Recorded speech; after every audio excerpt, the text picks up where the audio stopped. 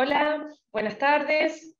Gracias por estar presente. Bueno, ahora vamos a seguir con las jornadas. Ya con esta finalizamos. La disertante va a ser Gabriela, la doctora Abad, Gabriela, que la voy a presentar de nuevo porque por ahí el martes pasado alguno no estuvo o se perdió la presentación, para saber con quién estamos, el honor que tenemos de que nos esté compartiendo su tiempo y su conocimiento con nosotros. Es abogada egresada de la Universidad de Buenos Aires, de la Facultad de Derecho, con diploma de honor, especialista en Derecho del Consumidor, conciliadora del Servicio de Conciliación Previa en las Relaciones de Consumo del Consejo de la Magistratura del Poder Judicial de la Ciudad de Buenos Aires, es delegada en CABA de la Asociación de Usuarios y Consumidores Unidos, y también es autora de diversos artículos de doctrina en la materia. Bueno, ya la conocen, creo, espero que la puedan escuchar, que es un lujo. Así que, Gabriela, te damos la palabra y acá atentos a escucharte. Bueno, buenas tardes a todos y a todas. Gracias, María Inés, nuevamente al colegio por la invitación. Espero que todos terminemos la charla hoy despiertos, que me imagino que están desde temprano levantados. Así que, bueno, esperemos que les sea de utilidad la jornada de hoy. Bueno, la idea y lo que se propuso desde el colegio en el día de hoy es poder introducirlos en este fenómeno sobre estafas bancarias, obviamente desde la óptica del derecho del consumidor, analizar cuáles son los derechos que están en juego y, bueno, y también ir viendo un poco qué dice la jurisprudencia al respecto, ¿sí? Creo que a modo de introducción es importante que tengamos en cuenta la pandemia como punto de inflexión, el antes y el después, ¿no?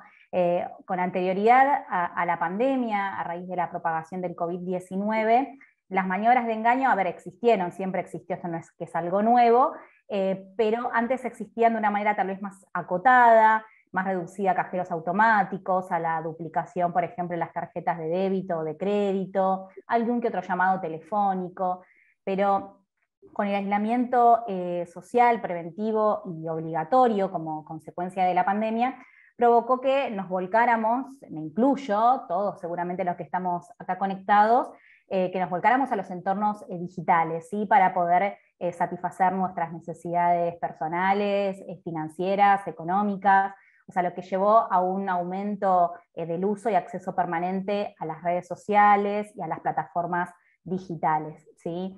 Entonces, específicamente en lo que a los bancos respecta, recordemos que al principio de la pandemia ni teníamos atención personalizada en las sucursales, tampoco en muchos casos tampoco había call center. Entonces, lo que hacían los bancos era canalizar muchas veces y ofrecer las redes sociales como canal de comunicación. No sé si se acuerdan, tal vez quedó lejano, pero no fue hace mucho. Entonces, bueno, lo que pasó es que los consumidores, los usuarios de servicios financieros, se vieron en la obligación de empezar a canalizar sus consultas por esos medios, que en su momento fueron los únicos, y después, una vez que llegaron, quedaron instalados, llegó para quedarse, porque al día de hoy los bancos siguen utilizando las redes sociales como medio de comunicación. Entonces, la pandemia en sí podemos decir que fue tierra fértil para el aumento de los delitos informáticos. Esta situación obviamente fue aprovechada por los ciberdelincuentes para cometer estafas, por supuesto, a través de las distintas modalidades que existen, haciendo lo que se llama comúnmente el cuento del tío. Lo que antes era que uno piensa el cuento del tío, que tocaban timbre en tu casa y que venían y se hacían pasar por un familiar, por lo general es que le pasaba a un anciano. Hoy no, el cuento del tío se digitalizó, por llamarlo de alguna manera, y nos puede pasar a todos y a todas, cualquiera sea la edad, el género, el grado de instrucción, etcétera, como vamos a ver en un ratito. Y sobre todo, bueno, esta situación se ve agravada con los consumidores hipervulnerables, que ya hablamos la semana pasada, hipervulnerables en cuanto al uso de las herramientas digitales. Entonces, creo que es importante que ustedes, seguramente quienes están acá, habrán escuchado hablar de estafas, de phishing, ¿sí? Capaz lo que más uso es el phishing, pero a mí lo que me gusta hablar es de fraudes con ingeniería social, ¿sí? Estos fraudes con ingeniería social son distintas técnicas de manipulación que usan los ciberdelincuentes para obtener información confidencial de manera tal que lo hacen en un determinado contexto, que logran que los consumidores y usuarios revelen datos que no lo darían en circunstancias normales, ¿sí? Como dije, no se trata de un fenómeno nuevo, es algo que se da desde siempre, pero la realidad es que hoy en día, al estar en los entornos digitales, estamos mucho más vulnerables, las técnicas son cada vez más sofisticadas, y bueno, y siempre el ciberdelincuente está a un paso más adelante que uno, que el derecho, que las medidas de seguridad. Entonces, bueno, principalmente a quién afecta esta problemática. Bueno, nos puede afectar a todos y a todas, me incluyo, aunque me especializo en este tema y veo todos los días casos distintos, también soy consciente que puedo ser víctima de una estafa porque hay distintas técnicas, como vamos a ver en un ratito. Entonces, cualquier persona que atienda una llamada, que haga un comentario en una red social, que venda un producto, por ejemplo, a través de las opciones que dan, no sé, Marketplace, por ejemplo, de Facebook, o que haga clic en un enlace que llega por correo electrónico, podemos ser víctimas de estafas. Siempre lo que tenemos que tener en cuenta es que va a haber un pretexto, ¿sí?, por parte del ciberdelincuente. Siempre se va a contactar este ciberdelincuente por un tema que nos pueda llegar a interesar o necesitamos una respuesta urgente. El delincuente informático se va a anunciar como un representante de un banco o de una empresa, generando confianza mientras nos va hablando. Hay, como les decía, es importante ver el contexto, porque por lo general se aprovechan de una determinada situación especial de vulnerabilidad, ¿no? Ya sea por la pandemia, por un tema de salud, por un tema de economía, por un tema de un reclamo, ¿bien? Y por lo general, estos ciberdelincuentes se manejan, solicitan a la víctima una acción rápida, con urgencia, cuestión de que no dé tiempo para pensar, ¿sí? Entonces, en muchos casos también se contactan y tienen cierta información personal de la víctima que le va generando confianza a la potencial víctima y termina induciéndola a engaño para que termine dando, bueno, sus claves, el usuario o el token, bueno, lo que vamos a ver en un ratito. Entonces, lo que hay que tener en cuenta es que las historias que nos hacen, el famoso cuento del tío, son cada vez más creíbles, las técnicas son cada vez más sofisticadas, se aprovechan de una situación de emergencia, sea financiera, social, sanitaria, y cuanto más preocupados estemos ante una determinada situación, vamos a estar más vulnerables, ¿ok? Me ha llegado, bueno, después les puedo dar distintos ejemplos, tal vez también ustedes tienen ejemplos para compartir, pero con el tema del COVID, muchas veces se han contactado poniendo como excusa un turno para la vacuna, o cuando fue también la situación de emergencia, el tema del IFE, corroborar ciertos datos para poder acreditar el IFE en la cuenta. O sea, van a ver que siempre es ante determinadas situaciones de emergencia o de importancia, ¿sí? Los casos más comunes hoy en día se dan a través de redes sociales, los casos más comunes de fraudes, ¿no? A través de redes sociales, Instagram, Facebook, Twitter, en donde, por ejemplo, la gente hace consultas o reclamos, hacen comentarios, y por lo general a través de redes sociales se terminan contactando de un perfil falso, haciéndose pasar, por ejemplo, por un empleado del banco, en donde bajo la excusa de que le están verificando la identidad y por cuestiones de seguridad le piden ciertas claves, ¿sí? Entonces la persona termina lamentablemente cayendo en este fraude, o como les decía, no sé si conocen la opción de Marketplace en Facebook, en donde, bueno, tal vez tenemos algo que queremos vender, y bueno, y ahí también me ha pasado, y me llega hasta el día de hoy, no sé, querés vender una valija por Marketplace y la pones a 10.000 pesos.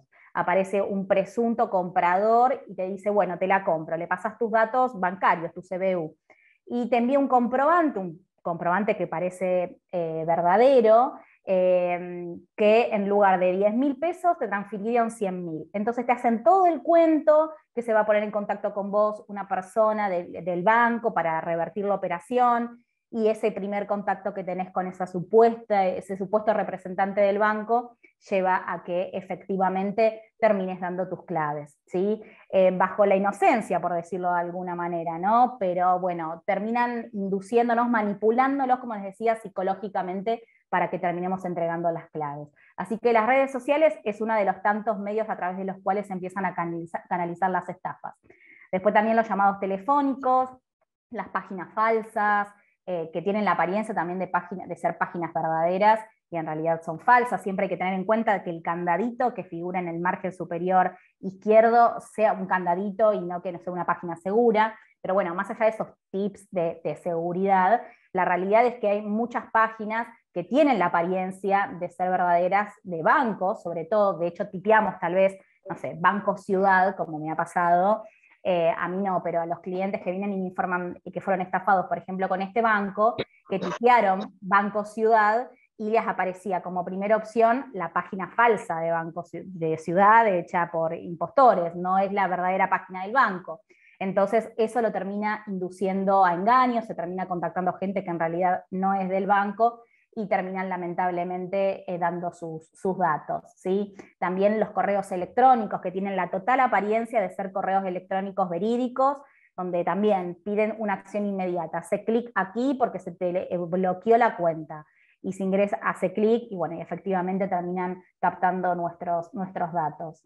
Después, otra modalidad que también es muy común, y es ahí cuando digo que todos podemos ser víctimas, es el tema de la técnica de SIM swapping, no sé si la han escuchado, es la famosa técnica de la duplicación del chip, que si bien acá vamos a hablar de responsabilidad bancaria, soy consciente y creo fervientemente que también las empresas de telefonía celular acá tienen una cierta responsabilidad, porque acá se necesita, por un lado, para que se duplique el chip, que haya una emisión de un nuevo chip por parte de la empresa de telefonía celular, que se le entregue a un impostor y ese impostor que me está suplantando la identidad coloque ese chip en otro teléfono. Entonces lo que ocurre con esta duplicación del chip, que en mi teléfono deja de tener señal porque se activa otro chip en otro celular y a partir de ese momento suplantan mi identidad y pueden acceder a mis contactos, a mis datos y demás, ¿sí?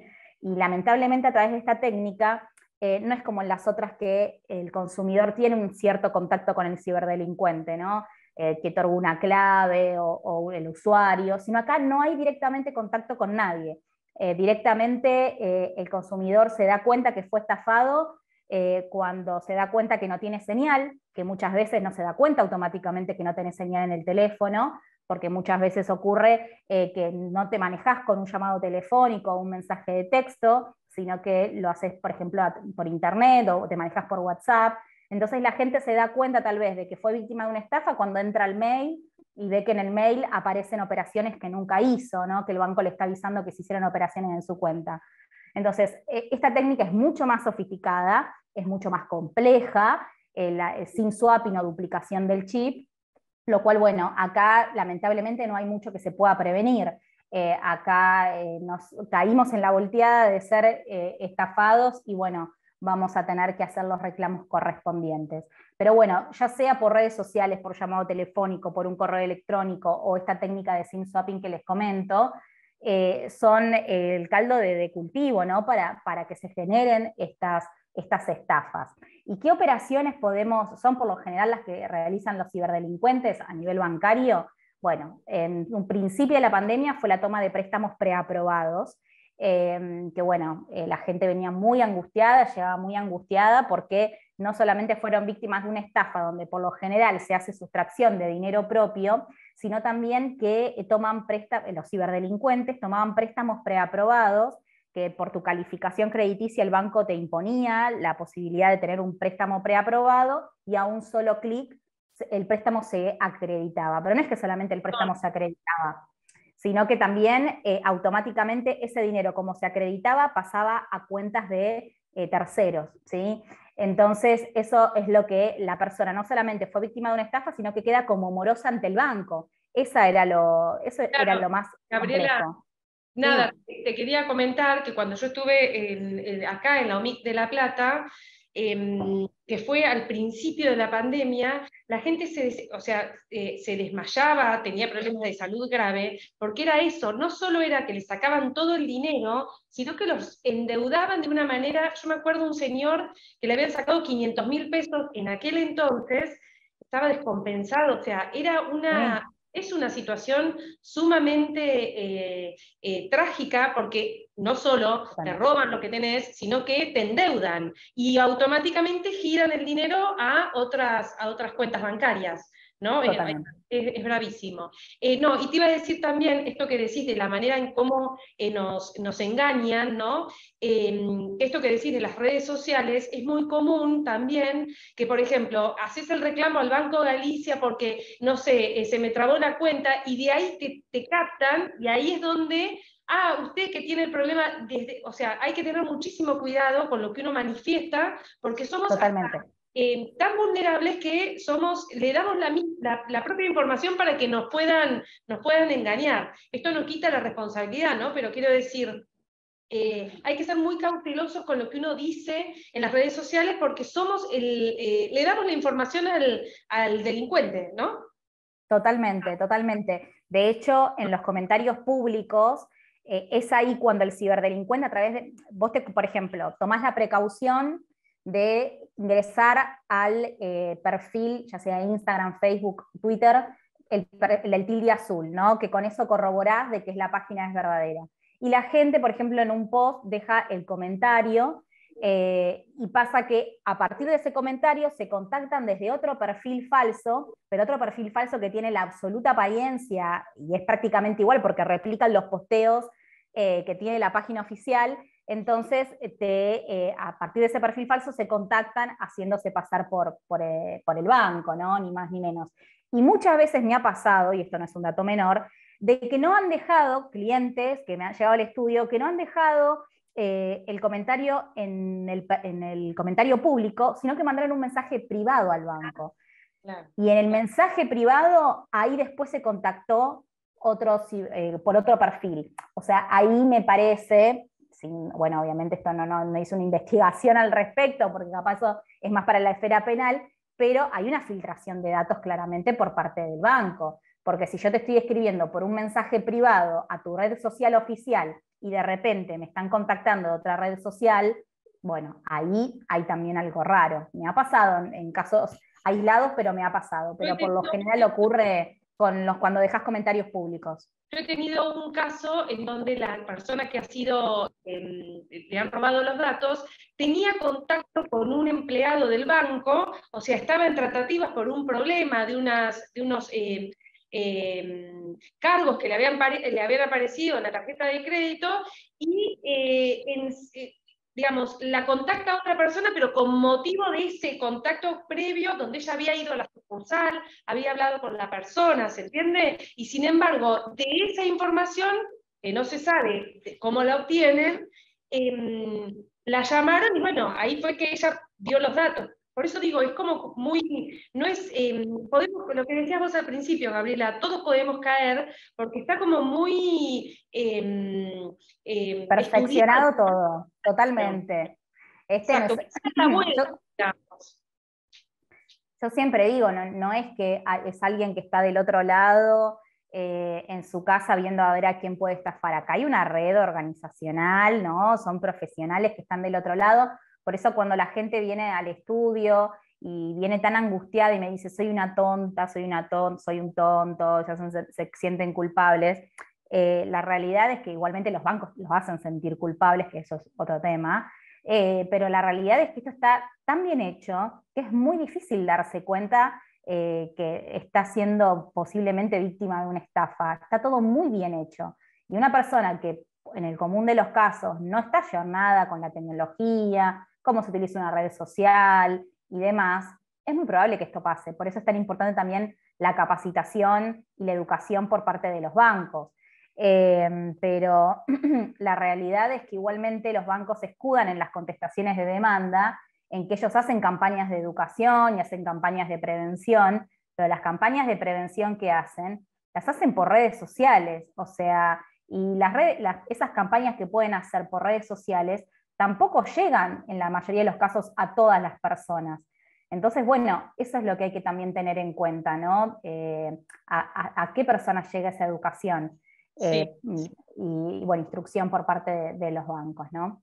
Gabriela, está Gabriela levantando la mano. Te tenés Sí, que desmutear, ¿querés decirnos, compartirnos algo, Gabriela? La Z.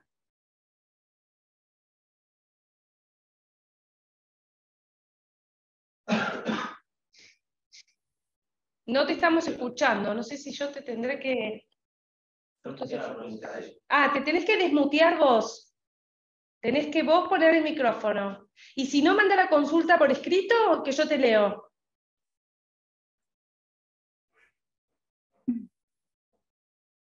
Se tiene que desmutear ella, ¿no? Sí, sí. El microfonito ahí abajo. El microfonito que está abajo tuyo, que dice activar audio, reactivar audio. No me permite. Capaz que te estamos bloqueando nosotros, pero el técnico del colegio se fue.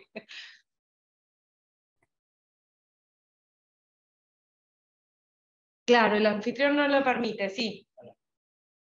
Ah, Bueno, aguantame que Gabriela siga, igual déjame 2 minutitos que yo voy a averiguar si lo consigo a Diego para que se pueda habilitar. Si querés, Gabriela, seguí vos con tu exposición, dale, que yo ahora dale. cuando la Gabriela. Genial, bueno. Bueno, después Gabriela, entonces, cuando te habiliten el micrófono, charlamos. Entonces, bueno, para que tengan en cuenta las operaciones más frecuentes, como les decía, la toma de los préstamos preaprobados, que eso fue terrible, sobre todo durante el 2020 y 2021, hasta que salió la normativa del BCRA, que después vamos a hablar, fue tremendo lo que ocurrió en ese sentido con los préstamos preaprobados, porque la gente, bueno, víctima de estafa, terminaba siendo morosa, con cuotas asfixiantes, préstamos con tasas de intereses tremendas, por arriba del costo financiero total del 100%, o sea, realmente fue muy grave lo que pasó. Ahora podríamos decir de que bajó un poquito el nivel de denuncias por tema de préstamos preaprobados, y ahora está dentro de la categoría, ¿no?, de las operaciones más realizadas con motivo a los fraudes, es la sustracción de dinero propio, de fondos propios, ¿sí? Donde, bueno, justamente la sustracción de dinero propio hace que te quedes desprovisto de tus ahorros, de tu sueldo, ¿sí? En muchos casos también lo que ocurrió fue las personas que tienen dólares en la caja de ahorro en dólares, también en algunos casos lo transfieren directamente, o en otros supuestos venden esos dólares, los pasan a pesos, y una vez en pesos los transfieren a terceros, ¿sí? Y después, bueno, también muchas veces las cuentas de las personas estafadas las utilizan como cuentas mula para pasar plata de una cuenta y otra, lo que hace que sea muy difícil poder determinar efectivamente quién es el autor del delito, ¿no? Y bueno, y también otras operaciones también muy comunes, los pagos de servicios, pagos de tarjetas de crédito y demás. Así que estas son las operaciones más comunes. Puede haber más, les digo cuáles son las más comunes al día de hoy. Así que Gabriela, creo, Gabriela, que está desmuteada. Claro, ahí la Sí. desmuteé. Gracias, gracias. Perdón, no. Yo quería comentar que es un caso propio, es una situación que me pasó a mí, y tiene que ver con una cuenta en dólares, donde gracias a Dios yo había hecho un retiro de dólares y había dejado un remanente, no muy importante, pero remanente al fin, Por supuesto. y bueno, era el dinero.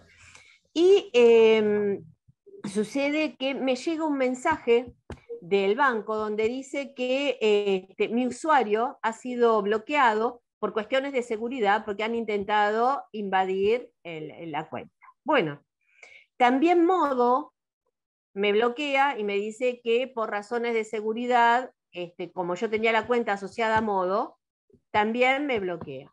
Bueno, trato de desbloquearme, sigo todos los pasos, ya sea vía la página, vía cajero automático, voy al banco, y no logro, cuando me daban la clave y yo volvía y lo hacía a través de la máquina de escritorio, no podía desbloquearme, me seguía apareciendo usuario bloqueado. Bueno, así hubo una ventana de tiempo que fueron como 10 días en los que yo fui varias veces al banco a expresar que no podía. O sea, por más que de todas las maneras posibles, siempre me figuraba que el usuario, por razones de seguridad, estaba bloqueado. Bueno, cuando logran desbloquearme, hablo con el gerente hace el trámite personalmente al lado mío, lo resolvemos, qué sé yo, me encuentro con que la cuenta en dólares estaba vacía. En esa ventana de tiempo, con el usuario bloqueado. Ahora, tuve tanta mala suerte que el banco me mandó un mail moviendo, o sea, avisando la transferencia del dinero. Yo no lo vi. Entonces no me di cuenta a tiempo que había sido en ese lapso de tiempo donde yo desesperadamente trataba de desbloquear mi usuario. Bueno, la cuestión es que me vaciaron la cuenta, el banco dice, bueno, haga una nota, qué sé yo, cuándo fue, qué le pasa, bueno. Y yo no operé, no di datos, a mí nadie me llamó por teléfono, no, salvo los trámites que hice en el banco para desbloquear mi usuario, nada más.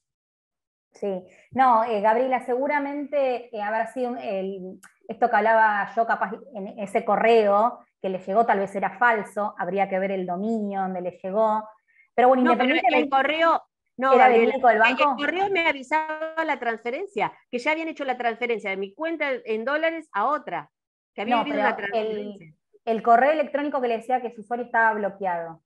Ah, no, sí, bueno. Cuando yo quería operar, no era un correo, era cuando yo quería operar, cuando yo quería entrar a mi cuenta, me decía su usuario ha sido bloqueado por razones de seguridad. Claro, porque muchas veces los típicos mails de phishing son tu usuario está bloqueado, hace clic para desbloquear.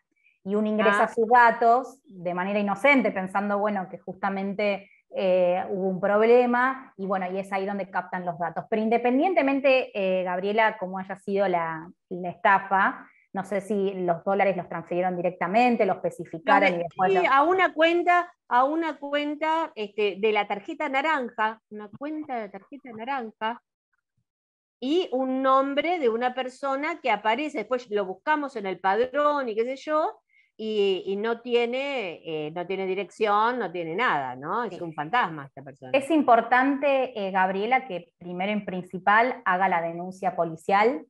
Es muy importante que eso lo presente en el banco correspondiente y se empiecen a realizar todos los reclamos que, bueno, estén a su alcance, carta documento y demás.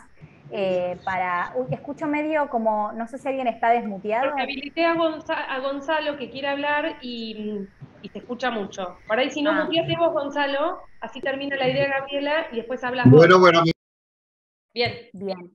No, les decía que es muy importante, igual yo después lo iba a comentar más adelante, pero es muy importante que hagan la denuncia policial, porque eso, bueno, claramente para el reclamo es importante porque es la forma que ustedes tienen de poder acreditar que fueron víctimas de una estafa. En cuanto al banco, o sea, me voy a adelantar igual, o sea, lo que vamos a hablar después, Gabriela, te va a servir de por qué el banco es responsable. ¿Por qué vamos a ver las distintas comunicaciones del Banco Central de la República Argentina que establece ciertos parámetros, para lo cual lo que vos me decís es muy probable que la responsabilidad del banco sea latente, porque bueno, justamente tiene que ver con la habitualidad de las operaciones, que difícilmente hoy en día uno si tiene que vender dólares los va a vender al dólar oficial, ¿no? Como seguramente habrá ocurrido en tu home banking, que lo habrán vendido al dólar oficial y transferirlo a cuentas de terceros que vos nunca hiciste operación alguna. Entonces, bueno, muchas cuestiones a tener en cuenta, lo cual marca claramente la responsabilidad bancaria. Hayas dado clave o no hayas dado claves, o sea, eso lo vamos a ver también.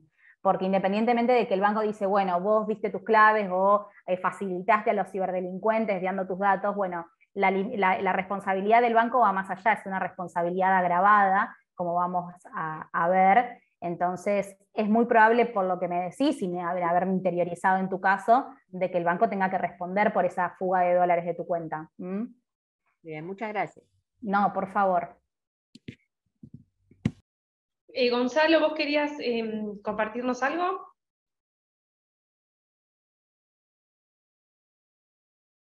Capaz que te tenga que...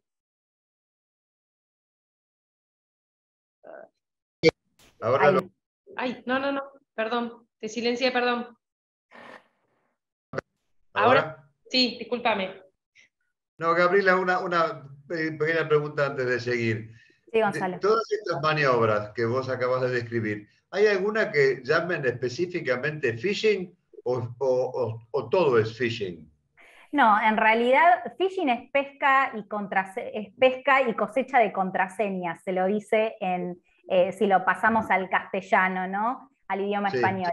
En realidad phishing por lo general lo utilizan para los correos electrónicos que son falsos, como entiendo que puede llegar lo que le pasó a Gabriela, de que te llega un mail con esta cuestión, tenés bloqueado tu cuenta, o cualquier otro mensaje que te hagan hacer clic, por lo general a eso lo llama phishing.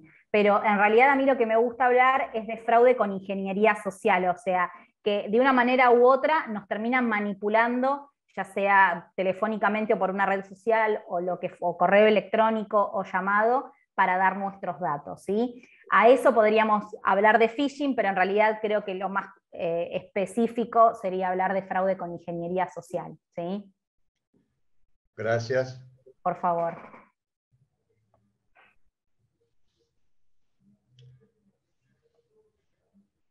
Te silencié, pará que te silencié. Lo único que me falta. ¿Ahí estamos? Sí, perdóname, sí. Bárbaro. ¿Se llegó a escuchar? ¿Pude responder la pregunta de Gonzalo? Se escuchó perfecto. Perfecto, excelente, bien.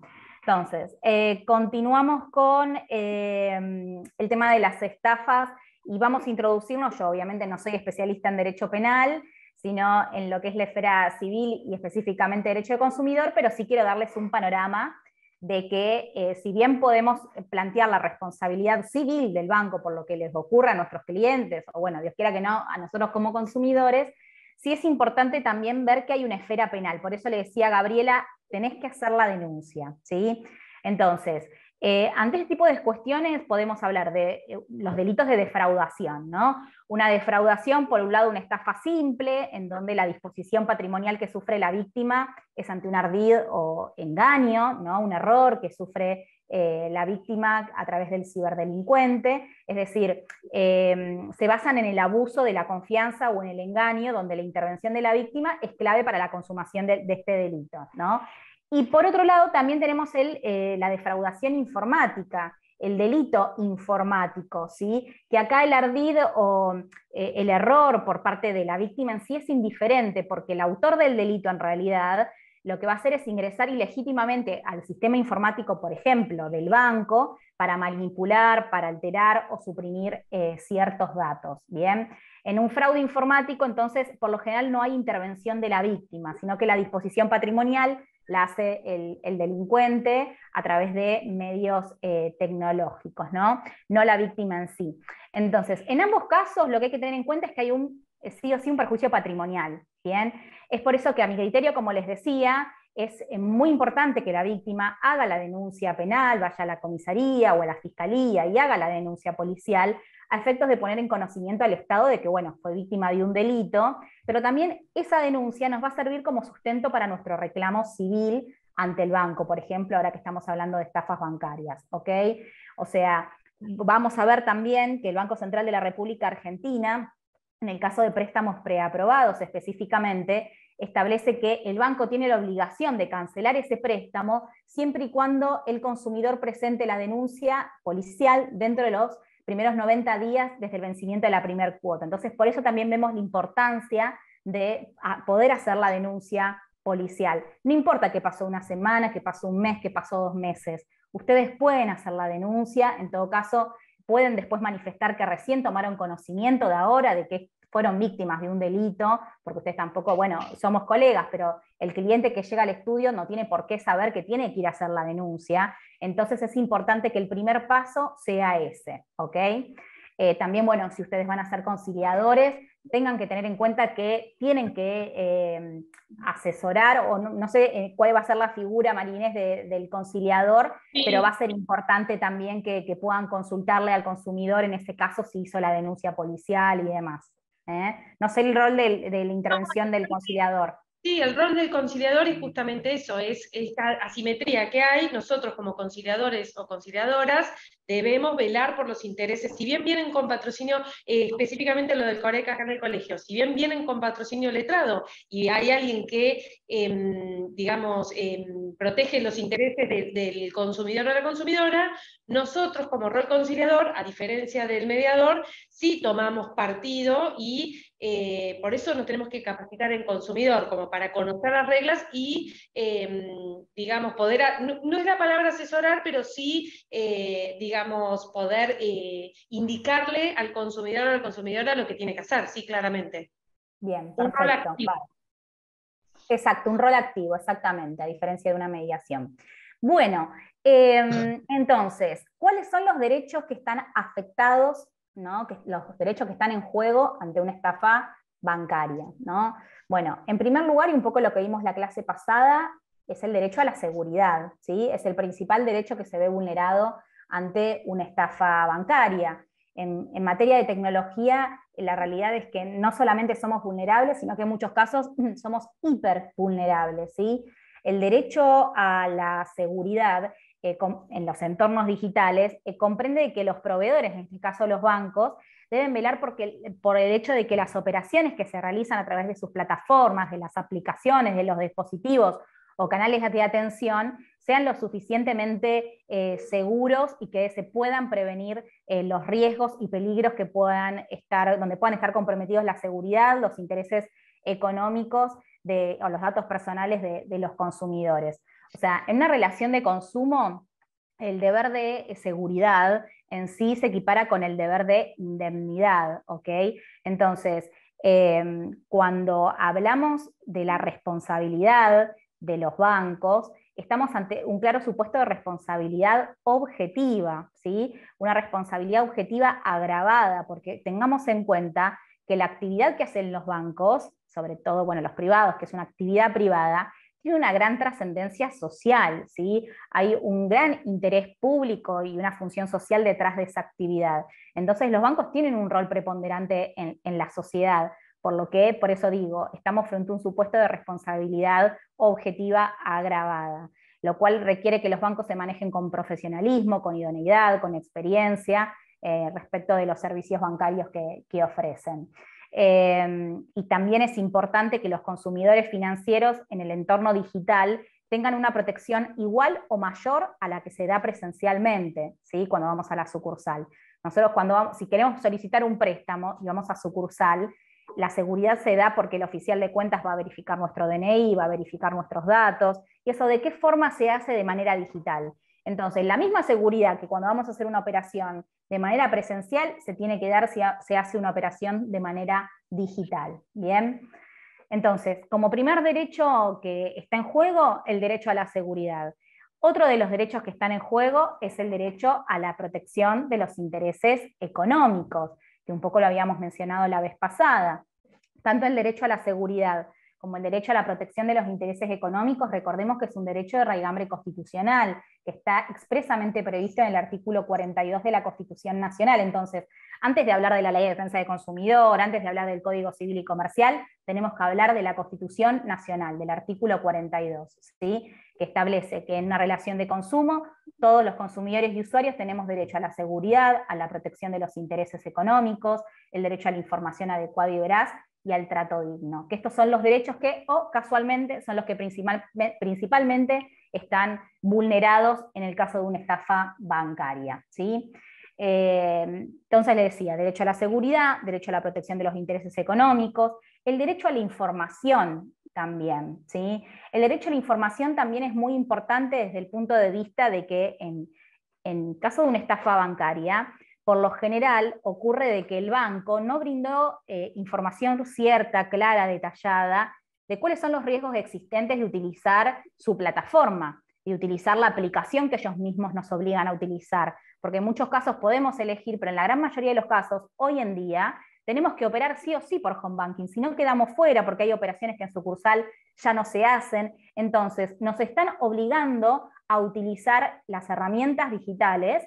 Entonces, también nos tienen que educar cómo utilizar, nos tienen que educar cuáles son esos riesgos que existen hoy en día, ¿bien? Cuáles son las recomendaciones de seguridad, que muchas veces esas recomendaciones de seguridad terminan siendo insuficientes e ineficientes, porque como les decía, los bancos cuando me contestan las demandas me dicen, yo informé que no tenían que dar claves a través de redes sociales. ¿Y eso le llega a todo el mundo? ¿Le llega a un jubilado? ¿Un jubilado utiliza las redes sociales? Entonces, ¿Cuál es la forma que tienen los bancos efectivamente de educar, de transmitir a todos los consumidores y usuarios, no solamente a los que consumen redes sociales? ¿Bien? Y muchas veces también, como le pasó a Gabriela, tampoco brindan información sobre el reclamo, información de qué hay que hacer. Nunca le informaron a Gabriela, por ejemplo, que tenía que presentar la denuncia policial. ¿Sí?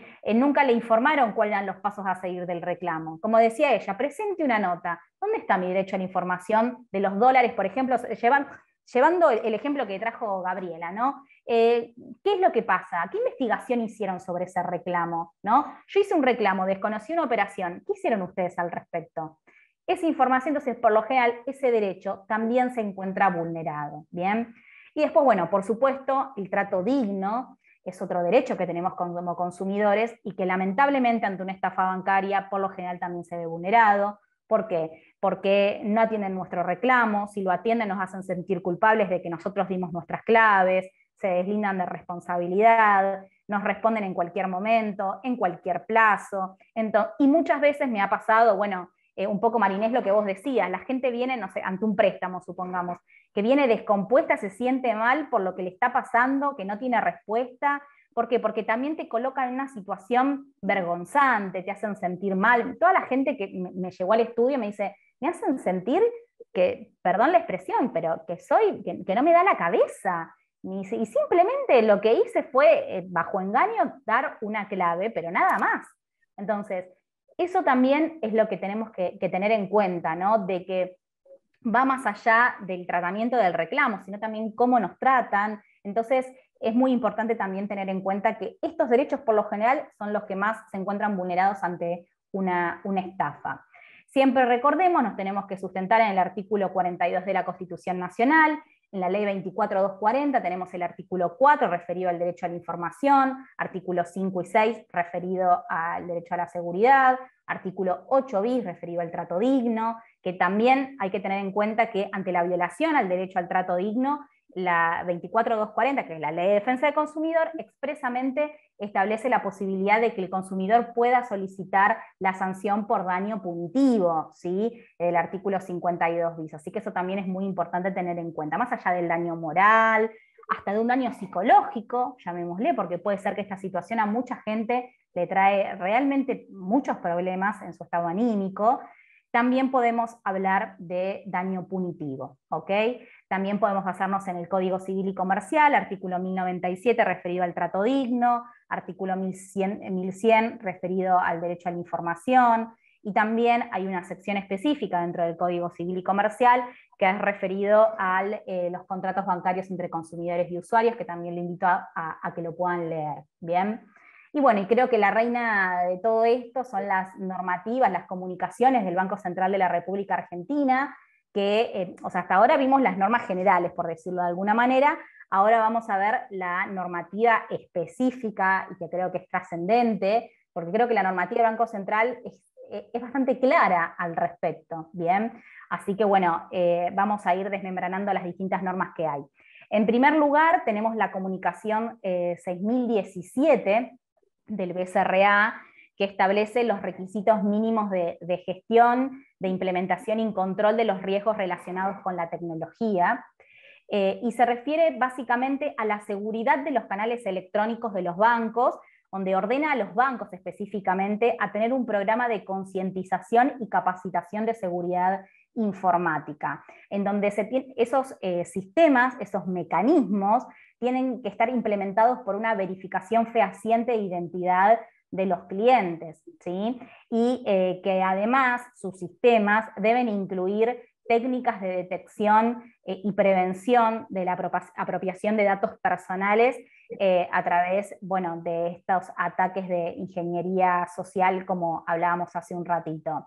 Clave, clave, ¿no? Porque le está diciendo al banco, sos vos el que tenés que tener todas las, ¿no?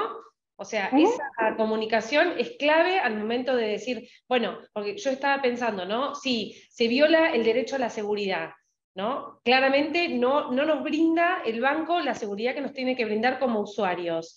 Y tenemos el Banco Central que está diciendo, bueno, a ver, usted detecte y corrobore usted como banco de que los datos del usuario sean los correctos, que sea la identidad de esa persona. Eso es responsabilidad del banco, no de nosotros como usuarios y consumidores, ¿no es cierto? Es decir, que a mí me manden un mail porque se está por caducar mi cuenta, que me llegan del Banco Galicia, por ejemplo, y yo fuera consumidora del Banco Galicia, cliqueo ahí, es el banco el que debe tener todas las cosas de seguridad como para que no puedan hacerlo, y no trasladarme la responsabilidad a mí como consumidor o consumidora de que yo cliqué donde no tenía que cliquear, ¿no?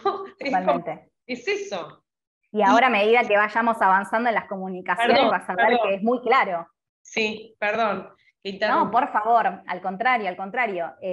Está bueno lo que decís, pero a lo que voy es como vayamos reflexionando de que las comunicaciones del BCRA son muy claras y uno, bueno, hay veces que, los clientes vienen y me dicen, no, ya está, perdí todo, no puedo hacer nada, voy a tener que pagar el préstamo, pierdo, no sé, los 500.000 pesos que tenía en mi cuenta y me sacaron. Y bueno, y cuando vamos a la letra un poco de la normativa del BCRA vemos que no es tal así. Y bueno, y por ejemplo, en esta comunicación, que es la 6017 que les comentaba, lo que es clave de esta comunicación es que obliga a los bancos que tengan, que sus canales electrónicos estén basados en las características del perfil y el patrón transaccional del cliente. Esto es clave. ¿Por qué es clave? Por ejemplo, supongamos, seguimos al ejemplo, lo tengo con Gabriela, pero bueno, ya que nos dio el ejemplo, vamos con eso. Yo no sé si Gabriela tal vez hacía comúnmente operaciones en dólares y vende sus dólares y los transfiere a terceras personas. Entonces, claramente Gabriela, tiene un determinado perfil y patrón transaccional que el banco tiene que detectar cuando hay una operación sospechosa, ¿sí? Y tiene que alertarla de esa situación. Y justamente eso, por ejemplo, en el caso de Gabriela, es lo que pasó. El banco no detectó que no es una operación habitual, que se fue transferido ese dinero a cuentas de terceros, que jamás hizo operación alguna. Entonces, violó básicamente esta normativa del BCRA, ¿sí? Además, establece 3 modelos de acción el Banco Central ante una operación sospechosa. El primer modelo de acción es el preventivo, ¿sí? Que dice que el banco tiene que detectar y disparar acciones de comunicación con el cliente antes de confirmar operaciones. O sea, lo que hubiera sido ideal en el caso, por ejemplo, de Gabriela, es que antes de hacer esa operación se comuniquen con ella. Eso no ocurrió. Pero vamos al otro modelo de acción. Vamos al modelo de acción reactivo, que dice que el banco tiene que detectar y disparar acciones de comunicación con el cliente en forma posterior a la confirmación de operaciones sospechosas, ¿sí? Ese como el segundo modelo de acción, que muchas veces pasa y en otros modelos muchas veces nos pasa. O pasa diciendo, usted hizo esta operación, si usted no fue quien hizo esta operación, comuníquese. Y cuando te querés comunicar, no hay forma alguna de ponerte en contacto con el banco. Entonces tampoco tiene mucho sentido ¿no? ese correo electrónico. Y después el modelo de acción asumido, que creo que es el clave en estos casos, el banco tiene que detectar y asumir la devolución de las sumas involucradas ante los reclamos de los clientes por desconocimiento de transacciones efectuadas. Volviendo al ejemplo de Gabriela, el banco no puso en marcha el sistema de acción asumido establecido por la normativa del BCRA. Entonces, es muy clara la normativa.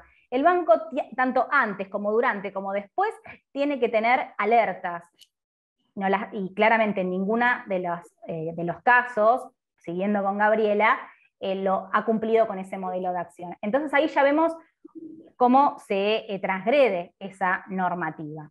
Después tenemos la comunicación 6664, donde expresamente reconoce el derecho a la protección de los intereses económicos y la seguridad de los usuarios de servicios financieros, así que también eso es muy importante porque lo conjugamos con la normativa general de la Constitución Nacional, Ley 24240. Después tenemos la comunicación 6878, que también es muy importante porque ¿qué nos dice esta comunicación? Que las operaciones que se hacen en las plataformas, en los canales digitales, tienen que guardar una razonabilidad con las operaciones, con las actividades declaradas por el cliente, ¿sí? O sea, las operaciones que se realicen deben ser genuinas, y repito, tienen que guardar razonabilidad con la operatoria, con las actividades que ya hace el cliente.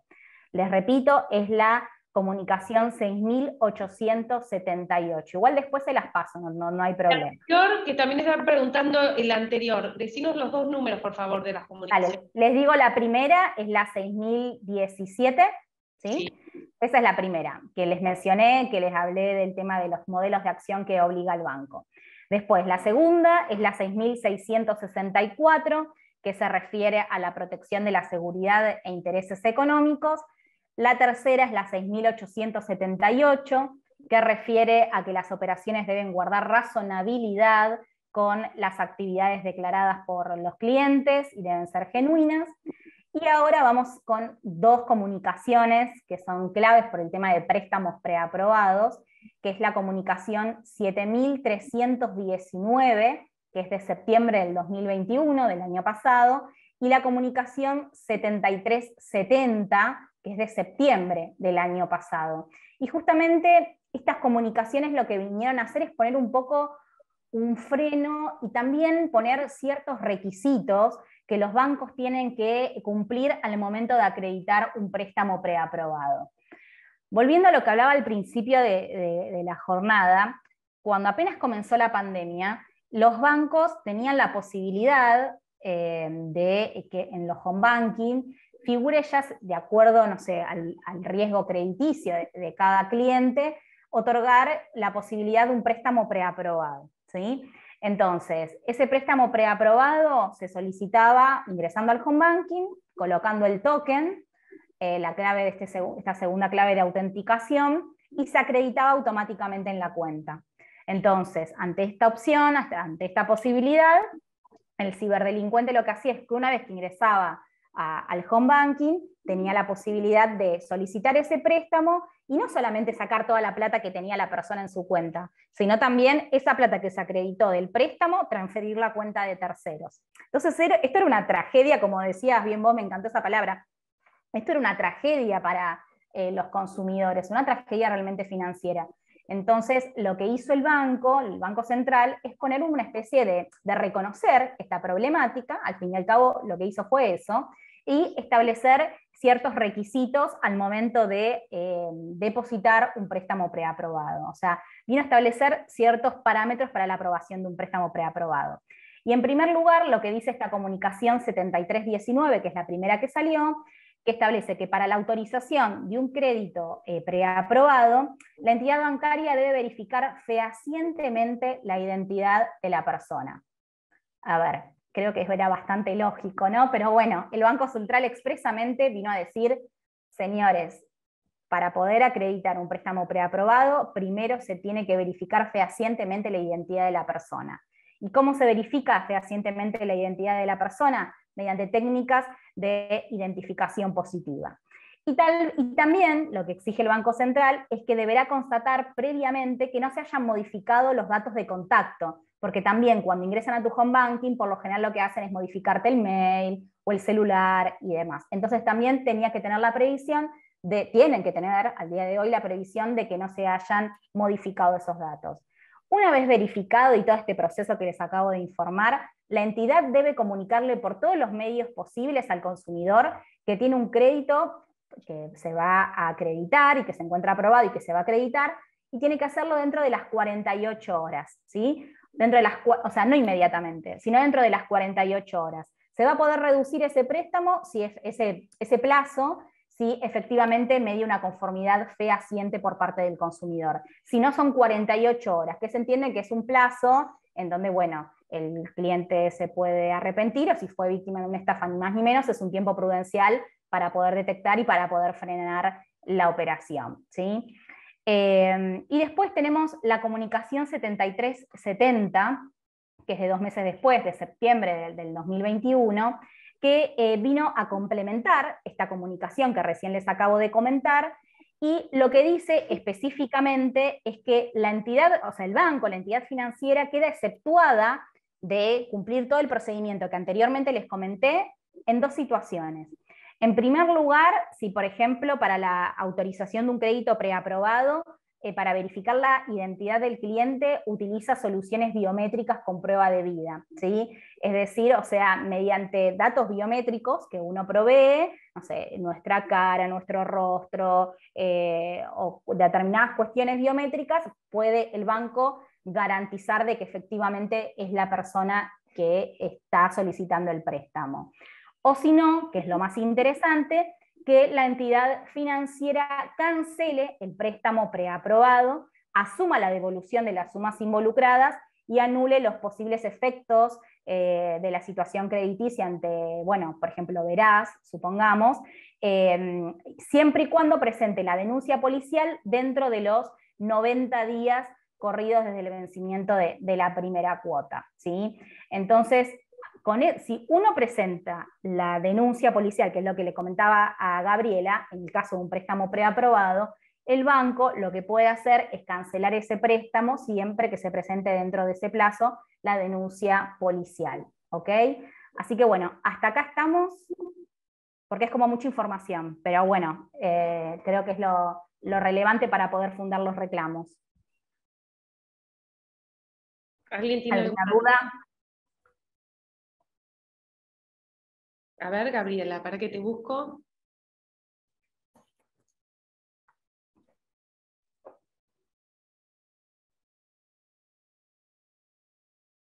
Es tan sencillo. Ah, ahí está. Está. Ahí está. No, yo veía recién en el chat que hay una colega que habla de un importante caso en Concordia, en Entre Ríos, con el Banco Francés, y sucede que a mí también me pasó con el Banco Francés.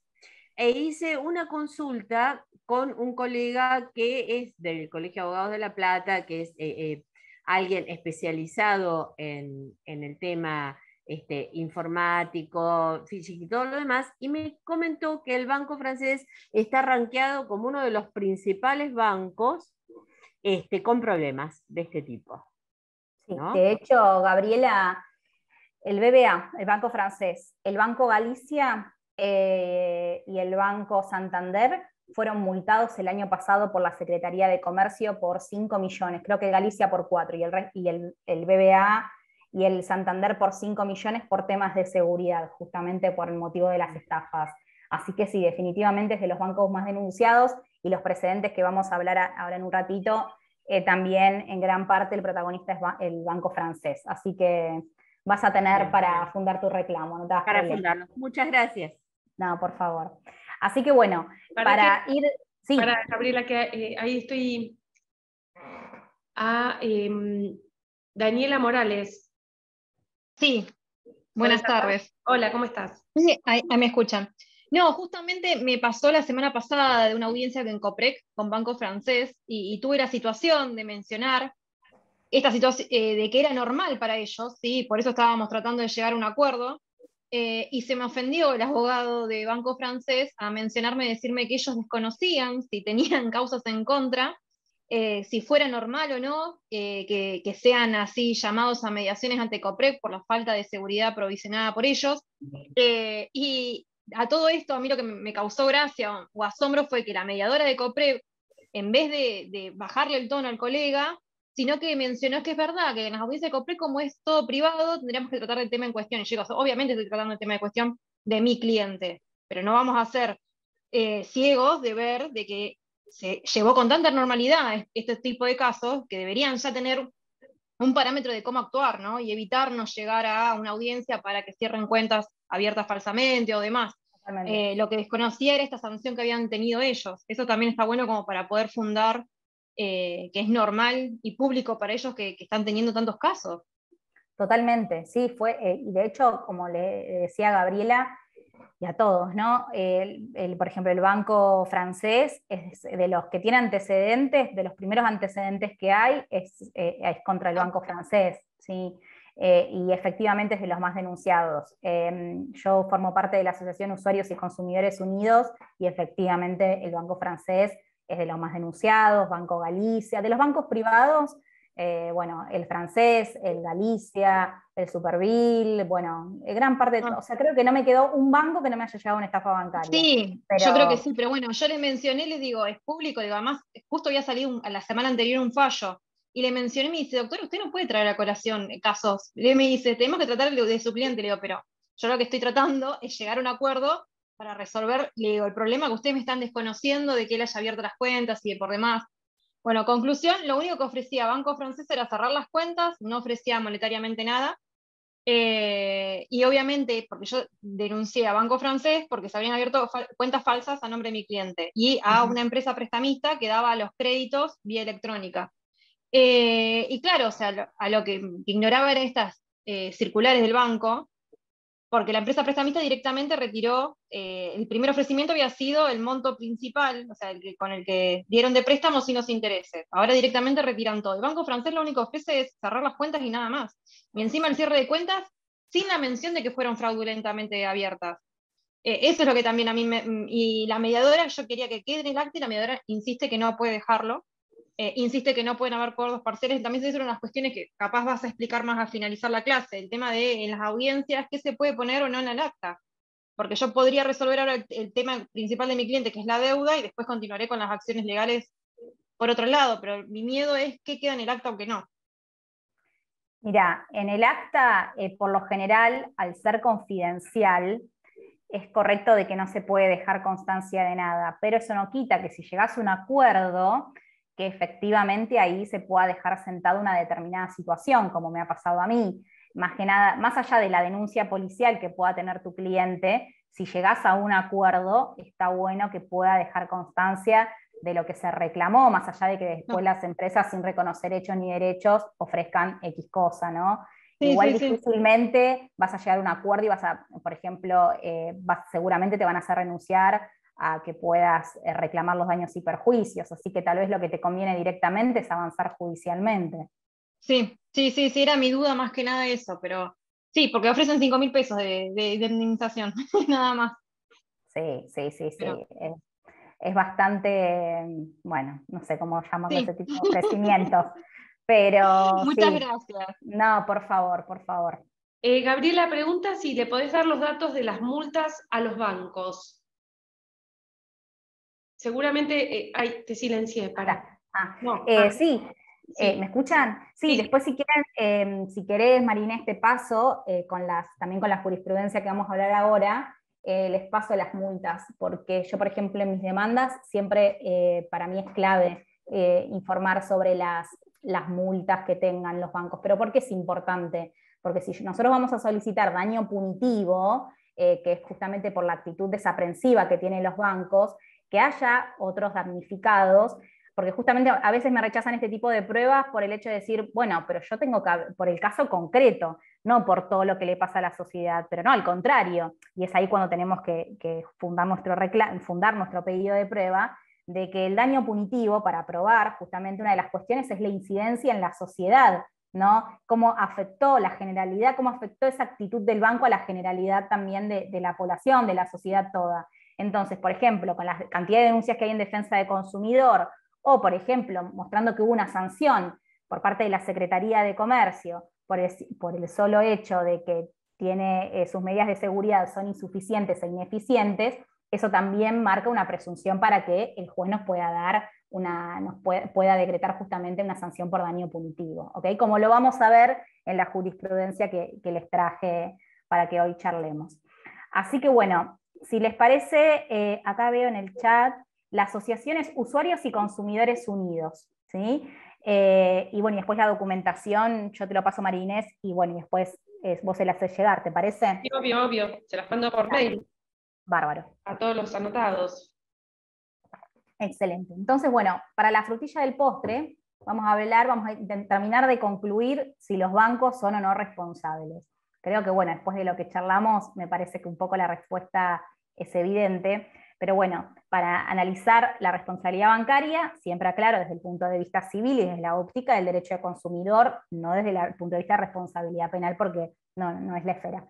Entonces, claramente lo que hay que tener en cuenta es que hay una relación de consumo, obviamente, entre el consumidor y el banco, esa es la relación contractual como lo vamos a enmarcar, Y creo que uno de los artículos que vamos a tener que tener en cuenta es el artículo 1725 del Código Civil y Comercial de la Nación, que establece que cuanto mayor sea el deber de obrar con prudencia y pleno conocimiento de las cosas, mayor es la diligencia que se le exige. Entonces, esto no cabe duda de que el banco, por la condición de superioridad, de experto en la materia, se le exige un mayor deber de obrar con prudencia y pleno conocimiento, ¿sí? Es por eso que ahí volvemos a hablar de la responsabilidad agravada. Los bancos ponen a disposición de los clientes sus plataformas, las aplicaciones, los dispositivos, los canales de atención, sea por redes sociales o llamados telefónicos, y muchas veces, como les decía antes, lo imponen, ¿sí? Hay operaciones que tal vez hoy quiero hacer en sucursal y no me lo permiten y me mandan a hacerlo por home banking.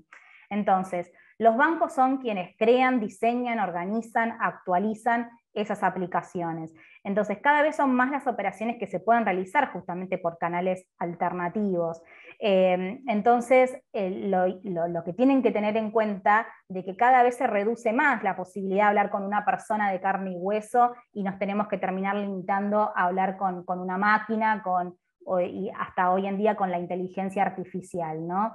Entonces, las plataformas digitales constituyen una cosa riesgosa. De eso no hay lugar a duda. Entonces, ahí nos vamos al artículo 1757 del Código Civil y Comercial, que establece que toda persona responde por el daño causado por el riesgo o vicio de la cosa o las actividades que sean riesgosas o peligrosas por su naturaleza.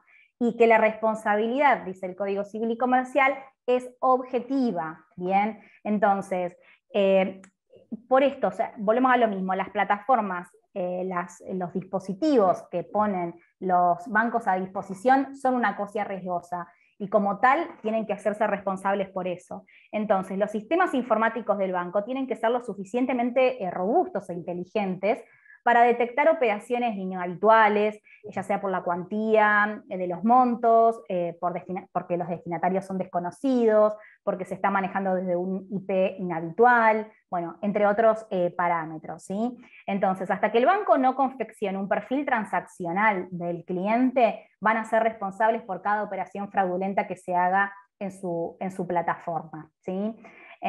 Como les decía, el factor de atribución es sin lugar a dudas objetivo, la obligación de resultado, la obligación de seguridad, perdón, es una obligación de resultado, un resultado que tiene que ser concreto y específico.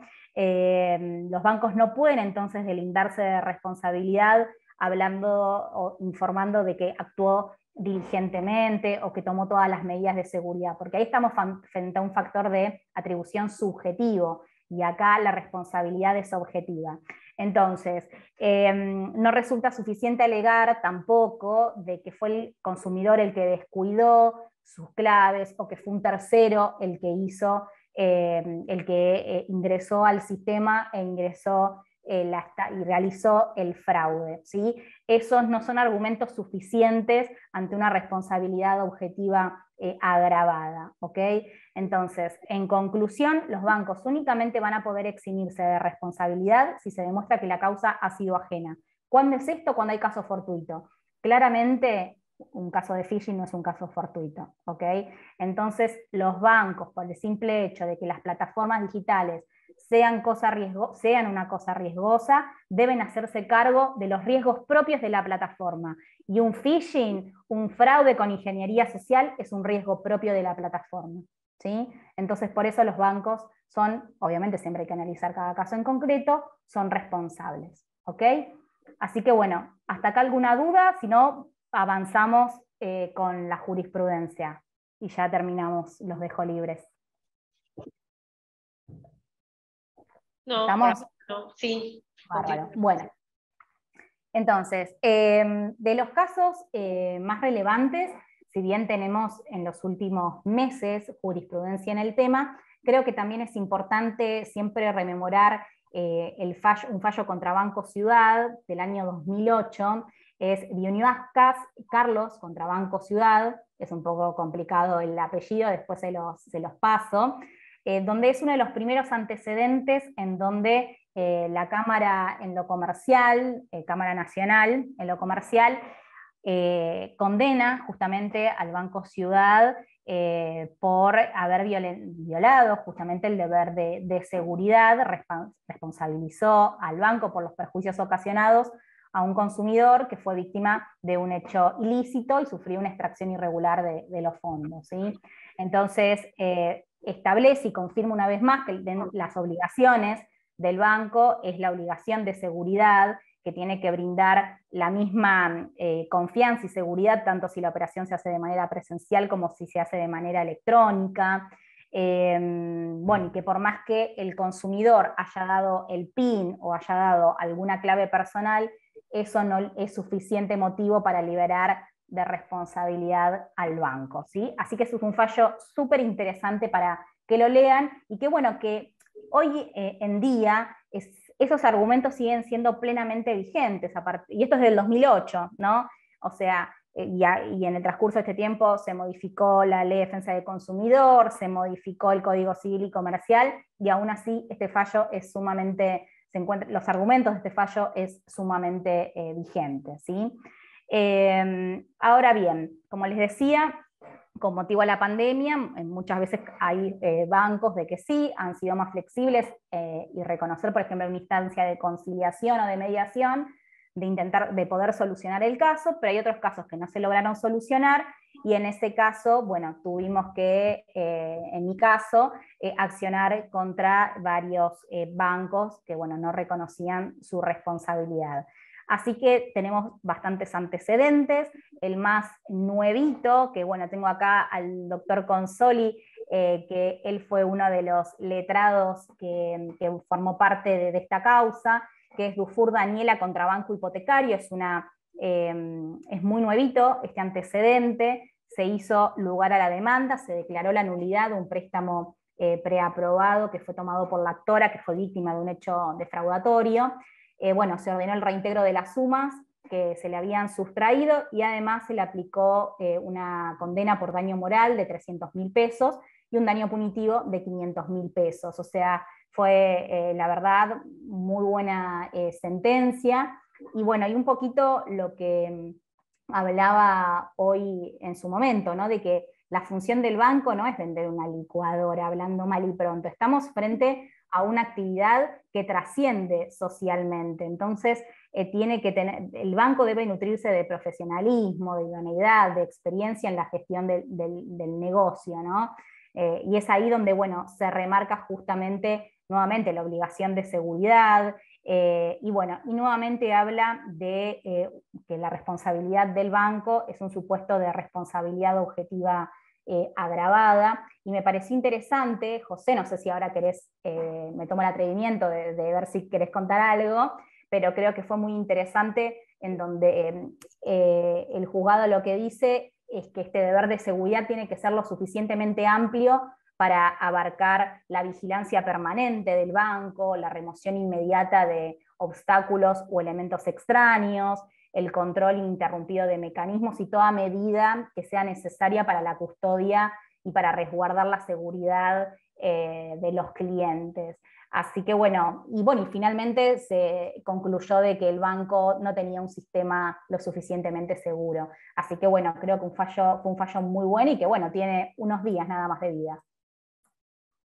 No sí. sé, José, si querés. Ahí José, está con... Te quiero activar, pero no sé qué me pasa que no... ¿Vos podés con tu micrófono? No, ahí sí, ahí me escuchás. Qué gusto, José, mucho gusto.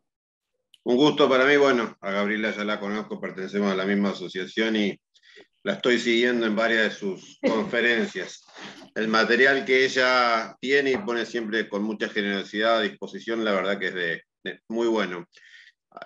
Respecto del fallo que comenta Gabriela, sí, es un fallo acá es de primera instancia, la verdad que muy jugado en el tema de daño punitivo. Otro hecho que puedo remarcar es el interés que aplica al banco, es tasa activa sumada. Para una deuda de consumo es importante, o sea, hizo lugar a la totalidad de la demanda. Y creo que acá tenemos la mayoría de los abogados que aquí son colegas litigantes. Una de las cosas que tomó muy en cuenta la jueza fue el hecho de la gran cantidad de prueba informativa que nosotros pudimos producir en el expediente. A raíz de eso, da lugar al daño punitivo.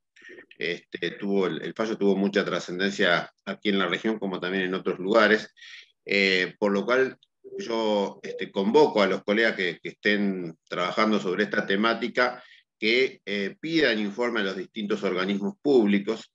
Es importante porque de esa manera el juzgado puede tener acreditado que realmente amerita la aplicación de este tipo de daños.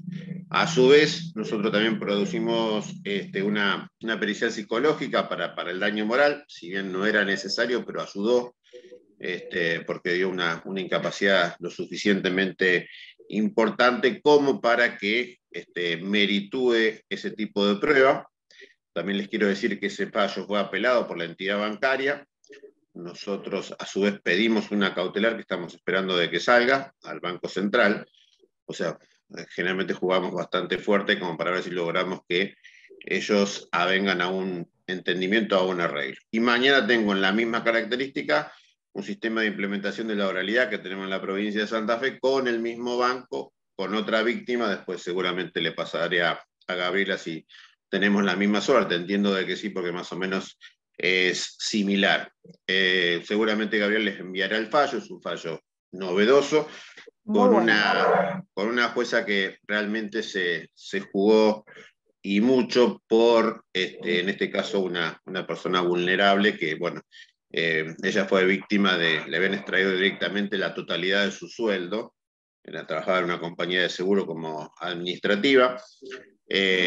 Cuando se inició la demanda se pidió una cautelar innovativa, la jueza no hizo lugar en su momento, entendió que si hacía lugar se iba a trabajar sobre el fondo, como pasa con la mayoría de las cautelares innovativas, pero bueno, con un plazo muy razonable logramos esta sentencia. Tuvimos una discusión muy fuerte con la otra parte respecto de la pericial informática. Venado Tuerto no cuenta con peritos informáticos en la lista oficial, entonces hubo que hacer ternas y demás. Es una prueba que los bancos generalmente tienden a producir. Yo en su momento me hacía un poco de ruido la prueba, pero bueno, después acudí a un perito de parte y la verdad que no tuvo muy en cuenta los parámetros que fija la pericia informática. Bueno, muchas gracias, José, por compartirlo. Gracias. No, sí, es muy valioso bueno, el testimonio que nos da él como letrado, ¿no? En este tipo de causa que, bueno, como decía, tuvo mucha repercusión en su jurisdicción, y realmente coincido en que los montos que ha dado la jueza son importantes. Y bueno, y esto recalco el consejo que da también José, de poder pedir prueba informativa a distintos organismos. Y esto es importante para probar justamente que la estafa, por ejemplo, que le ocurre a nuestro cliente, no es un hecho aislado, sino es un hecho generalizado que le pasó a mucha gente, y eso sirve para poder fortalecer nuestro pedido de daño punitivo. Así que bueno. Gabriela, perdón. Sí. Te pregunto, ¿cómo ves la posibilidad, vamos a suponer, de que este fallo quede firme, o bueno, que después peticionar al juzgado que informe al Banco Central, que en definitiva es el Contralor, y a los distintos organismos que hay, Defensa Nacional del Derecho Consumidor, a la COPREC, nosotros acá tenemos la OMIC, ¿cómo ves como una petición supletoria de que ese fallo en definitiva quede registrado, como para después se tomen algunas pautas? En definitiva, el que controla es el Banco Central. Sí. No sé si ¿entendés la pregunta? Sí, creo que te comprendo. O sea, la realidad es que cuando nosotros, o los consumidores, muchas veces llegan y dicen, yo hice el reclamo ante Banco Central y no tuve ninguna respuesta. Y uno piensa, bueno, que va a ser el reclamo ante Banco Central y que le va a dar, entre comillas, miedo a los bancos y no pasa nada. Banco Central en ese sentido hasta ahora me ha defraudado un poco, porque de hecho como asociación también, José, hemos hecho un reclamo al Banco Central alertando de esta situación, y bueno, y esto lo hablamos a fines del 2020, y recién en fines del 2021 fue cuando se empezaron a tomar medidas y con préstamos preaprobados únicamente, no con el tema de las, por ejemplo, de la sustracción de fondos propios. Entonces creo que todo puede ayudar, no sé qué suerte podemos llegar a tener, pueda llegar a tener con Banco Central, pero bueno, es una opción, o sea, es una opción, pero bueno, te cuento un poquito el panorama. Sí, sí. El panorama que tuvimos con Banco Central. Así que, bueno, después, porque si no se me van a dormir todos, les voy a terminar de comentar los últimos fallos, se los voy a mencionar, igual después se los mando. El de Martínez María Cristina contra Banco Provincia de Córdoba, es de la jurisdicción de San Francisco, Córdoba, donde también se hizo lugar a la demanda, declarando la nulidad del préstamo preaprobado y también una indemnización por daño moral de 100.000 pesos y un daño punitivo muy acotado de 50.000 pesos. ¿Sí?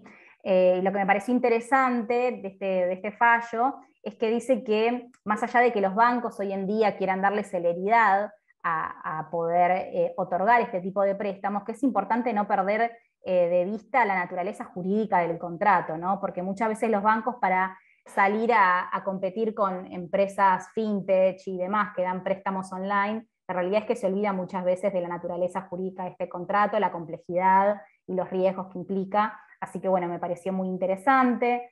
Después les voy a nombrar dos fallos que bueno, tuve la suerte de participar como letrada apoderada de la parte actora. Los dos fallos se encuentran firmes porque los dos bancos consintieron la sentencia. El fallo es Farías Moira contra Banco BBVA Argentina, es una sentencia del 1 de agosto del 2022. También se decretó la nulidad del préstamo, un monto en concepto de daño moral de 120.000 pesos y daño punitivo 170.000, también con los correspondientes intereses. Y bueno, y justamente lo que se tuvo por acreditado en este fallo es los deficientes niveles de seguridad del sistema informático del banco. Y bueno, y justamente también lo que era tremendo en este caso es que la actora era una consumidora hipervulnerable, que el préstamo, las cuotas del préstamo eran casi similares a lo que ella cobraba mensualmente. O sea, no tenía ni pies ni cabeza la acreditación y la adjudicación de ese préstamo. Así que bueno, esa cuestión fue tenida en cuenta para declarar la nulidad y como les dije, actualmente esta sentencia está firme. Después tenemos Gabrielich Silvia contra Banco Santander Río, también es un fallo en el que gratamente intervine, es de julio del 2022, también es un fallo que se encuentra firme, fue consentido por el banco, y bueno, y justamente acá una de las cuestiones que más critica la jueza que intervino es que cómo puede ser, porque yo lo dejé acreditado, es que a la clienta acá le habían depositado un préstamo de 500.000 pesos, o sea, tenía que devolver casi el doble después con intereses. Depositaron un préstamo de 500.000 pesos y una vez acreditado y ella habiendo denunciado que fue estafada, le empezaban a debitar cuotas, bueno, fue terrible lo que le pasó, el banco le seguía ofreciendo préstamos preaprobados y ella lo que le decía, por favor, sáquenme los préstamos preaprobados, no quiero tener ningún préstamo preaprobado, y el banco se lo seguía imponiendo ese riesgo en su cuenta, así que eso también fue valorado por la jueza, y en este caso se impuso 150.000 pesos de daño moral y 200.000 pesos en concepto de daño punitivo. Después encontramos también otros antecedentes en Santa Fe, por ejemplo en Rosario y también en Reconquista.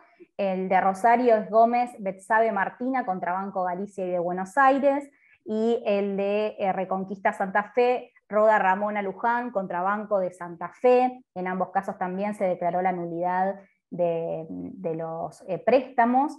Y también me parece un fallo muy interesante que hace poquito quedó firme, que es el de Urquía Nicolás contra Banco BBVA Argentina, que también es una de las primeras sentencias que declara la responsabilidad del banco y que habla justamente de la transgresión al deber de seguridad. Así que es un fallo muy rico y que invito a que lean. Y bueno, y recientemente también quedó confirmado por la Cámara.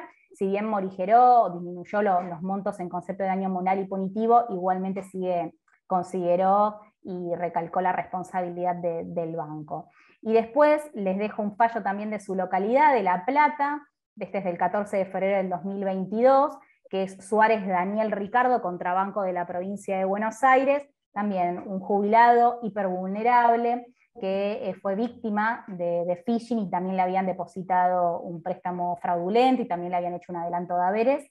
Y bueno, favorablemente esas operaciones fraudulentas se anularon y también impusieron una sanción en concepto de daño punitivo, nada más ni nada menos que de 600.000 pesos, ¿sí? Así que bueno, es un fallo bastante rico en ese sentido, lo invito a que lo lean, después se los paso.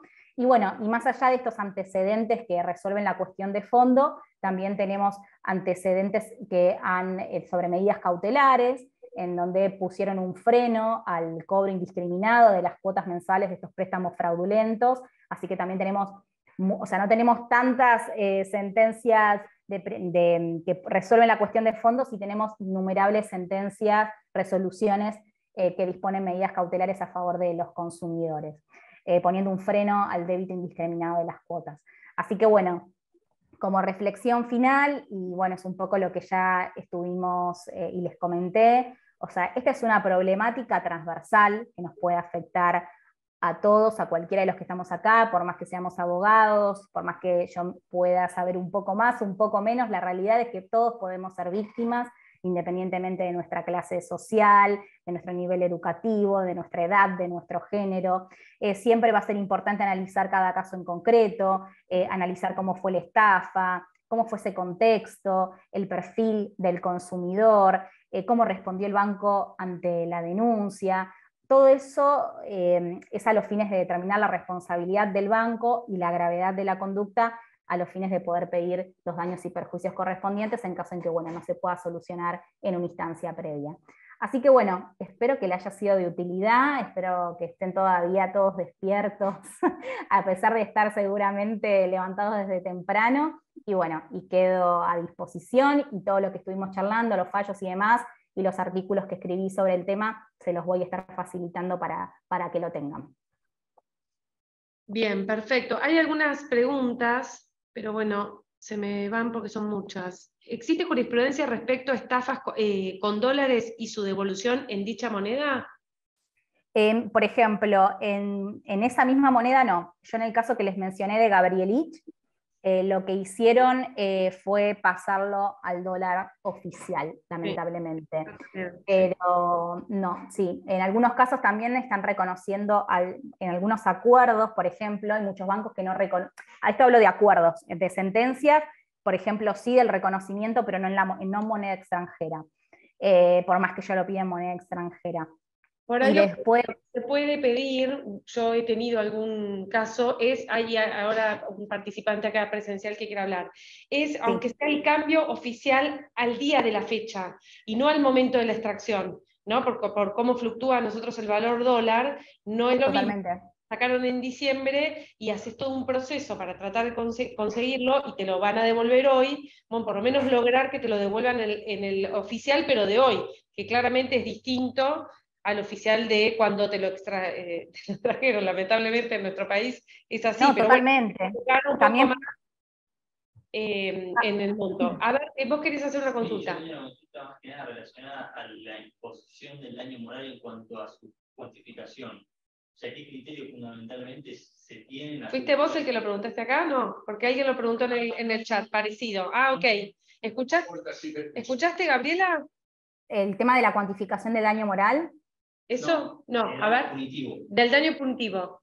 El daño punitivo. Bien, la realidad es que hay distintas opciones. Podés manejarte por la fórmula, la famosa fórmula Testa, que es la fórmula, que bueno, es muy compleja, que se puede llegar a calcular el daño punitivo, que después también les puedo pasar material de eso. Yo igualmente no utilizo, y no es una fórmula que se utilice de forma unánime. La realidad es que muchas veces el monto del daño punitivo depende del juez, no es que te lo justifican, no, es bastante discrecional, o sea, podemos tener ciertos parámetros matemáticos en base a esta fórmula, la fórmula de Martín Testa creo que es el nombre del doctrinario, pero la realidad es que en todos los casos que vi, la justificación estuvo dada por la gravedad de la conducta y el número a discreción, ¿sí? Tengan en cuenta que hace poquito se modificó el monto de daño punitivo, hasta ahora era 5 millones, ahora se modificó, aumentó, creo que ahora hasta se puede pedir hasta 300 millones, pero no estoy segura. Pero bueno, como para que lo tengan en cuenta. Y después lo que uno pida, y algunos también hay muchas veces que he visto que se solicita, que eso no se cuantifica, o sea, cuando hacemos la demanda no se cuantifica el daño moral, sino que lo dejamos a consideración, como un rubro a considerar por el juez, o muchas veces yo, por ejemplo, particularmente pongo el monto que considero que puede ser para el determinado caso. Los casos, lo que vi en daño en este tipo de estafas, lo máximo que vi es 600.000 pesos. No sé si me estará pasando alguno, pero lo que vi, lo máximo que han impuesto son 600.000 pesos de multa de daño punitivo. Mónica, ¿quieres hacer vos la habilitas? Sí. Mónica, ¿querés hacer una consulta? Hola, buenas tardes. Bueno, primero muchas gracias por la exposición. Y después mi consulta es puntualmente en cuanto a la responsabilidad bancaria. Quizás es un poquito fuera de la esfera de lo que son el phishing, pero en cuanto a la responsabilidad bancaria por la desinformación, porque justo se me vino a la cabeza, escuchándola, un caso donde el empleado bancario a la persona que tiene un resumen con consumo en dólares, ¿sí? La persona paga en dólares después del vencimiento, pero antes del cierre, y el empleado jamás le informa que como se hace no había débit, se debita y ahí se especifica el resumen. Y el cajero le toma los dólares a esta persona y ahora le quieren cobrar los impuestos. Entonces me consultaron a mí, le dije, es un tema complejo porque es difícil el tema de probar la desinformación del empleado bancario, que ya habiéndose hecho esa especificación en el resumen, le seguía diciendo, no, pagalo con dólares, que se te devuelve, se te hace un reintegro automático y te quedan 0. Y es un caso, viste, raro, nunca lo había escuchado, la verdad. No, la realidad es que el derecho a la información es la contracara, como decía la clase pasada, del deber de información, ¿sí? Y cuando nosotros tenemos que probar algo, tengamos en cuenta que en el marco del derecho del consumidor existe lo que se llama la inversión de la carga dinámica de la prueba. Entonces, en realidad es la otra parte que tienen que informar que te probó, o sea, que te informó, perdón. Entonces, eso es lo que hay que tener en cuenta. Obviamente siempre es importante poder aportar la mayor prueba posible, pero también ten en cuenta que en realidad quienes deben acreditar que te informaron, ya sea por un mail o un llamado telefónico o una carta o lo que fuese, es el banco, ¿sí? Como para que lo tengas en cuenta. No sé, si el consumidor hizo un reclamo telefónicamente o por mail, bueno, en todo caso ellos tienen que acreditar ante esa consulta que la respondieron y ahí se verá si se respondió en forma correcta o incorrecta después de lo que ocurrió en la realidad de los hechos. Claro, yo lo que le dije fue que lo presentara a través de Coprec. Sí, es una opción de hacerlo a través de Coprec. Sí, puede hacer a los efectos de pedir información o a los efectos de pedir algún tipo de compensación si eso le generó algún perjuicio. Sí, es una opción también. Pero tener en cuenta eso, que uno piensa, tengo que probar que no me informaron. Sí, obviamente hay que probar, pero también tenemos a favor la teoría de la carga dinámica de la prueba, donde es el proveedor, al encontrarse en mejor situación, en una situación de superioridad respecto al consumidor, quien se encuentra en mejores condiciones de probar. Gracias. Muchas gracias. Bueno, si no hay ninguna otra consulta, la liberamos a Gabriela. Bueno. Sí, la verdad que sí. Todos mensajes de felicitaciones, que muy bueno, todos muy, muy contentos con tu exposición. Así que bueno, desde acá seguimos en contacto, desde acá desde el Colegio de la Abogacía de La Plata, con vos, Gabriela, te agradecemos tu participación. Bueno, súper, súper agradecidos porque muy, muy, muy clara, muy, bueno, perfecto, todo divino, la verdad. Así que bueno, gracias. No, por favor, gracias a ustedes nuevamente por la invitación y bueno, y quedo a disposición y bueno, y después les voy a poner el material para que lo tengan, ¿sí? Bárbaro, súper generosa, Gabriela. Bueno, muchas gracias. Hasta luego. Un saludo. Hasta